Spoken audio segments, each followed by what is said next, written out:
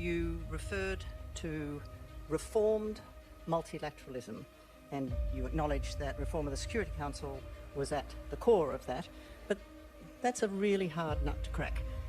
How, in fact, do you think India can advance its purposeful agenda for reformed multilateralism? And I ask you this against the background of your strong commitment to diplomacy and paying more attention to diplomacy, but also as a former ambassador to the UN and committed multilateralist.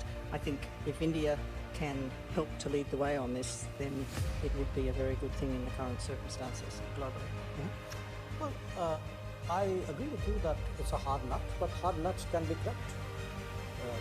If I look back and say, well, this one is too difficult, I will be doing too much in my life. I mean, life has been a set of challenges, particularly for a country like India. So I would not let the difficulties of that challenge deter me or discourage me. In fact, I'd put it the other way around.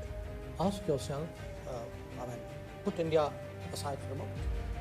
Look, there are whole continents which actually feel that the Security Council processes do not take into account their interests. I spoke earlier about Ukraine and a sense in the global south that their problems of food and fuel and fertilizer are being just brushed aside. Frankly, if you go to a UN General Assembly and talk to countries, there are countries in Africa and Latin America and the small island states, quite apart from Asia and India, who feel very, very strongly that this is not their UN in a way. And I think that's hugely damaging to the UN. So one of the developments this time, in fact, has been a very explicit recognition by President Biden of the need to actually reform the UN, which is not a small development. But we need to because we all know why reform has been blocked for so many years.